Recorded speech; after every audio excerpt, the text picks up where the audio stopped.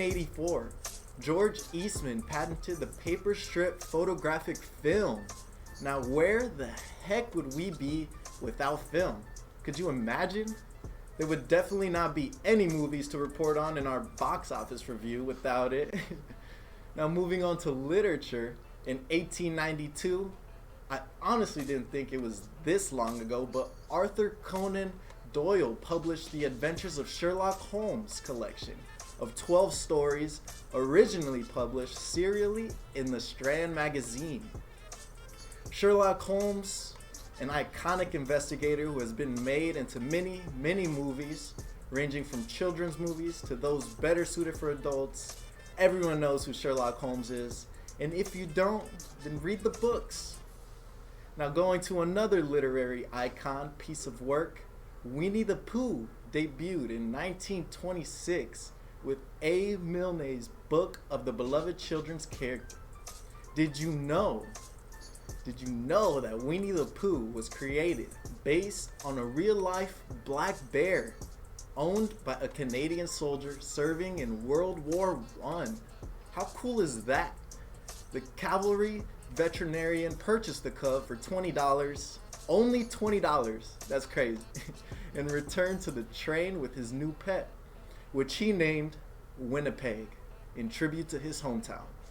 It all makes sense.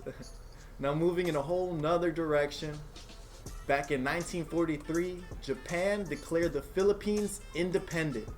Imagine that.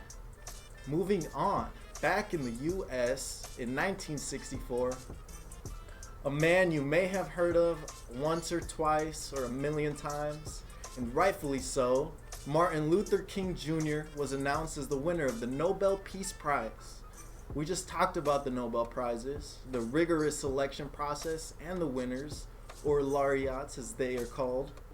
It takes a massive amount of effort and humanitarian causes to be selected for this prestigious honor, and Dr. King, of course, met all of them with his determination to bring racial equality to the forefront. Next, we have another Nobel Prize winner. Winner, chicken dinner.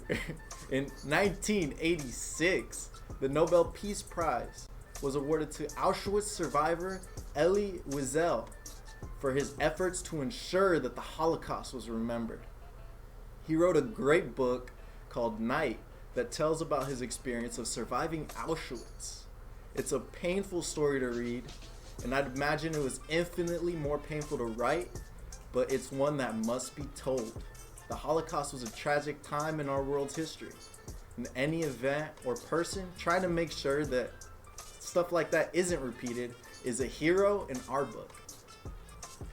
Now, I wish I could talk about something on the lighter side, but in 1998, the complete opposite of doing good for humanity, Eric Robert Rudolph was charged with the 1996 bombing during the Summer Olympics in Atlanta, Georgia. It was one of several bombing incidents Rudolph carried out to protest legalized abortion in the United States. The topic of abortion hasn't and won't go away. Not as long as people have different views, which is what makes America great. We don't have to all agree on everything to get along. Now, to close it off on some light news, in 2012, Felix Baumgartner breaks the world record for highest manned balloon flight, highest parachute jump, and greatest freefall velocity, parachuting from an altitude of approximately 24 miles.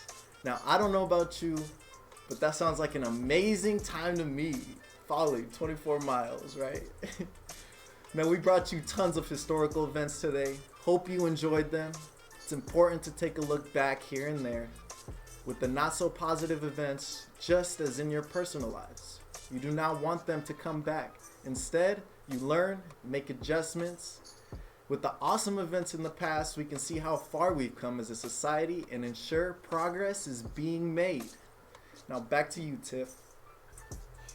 Thank you, Dan.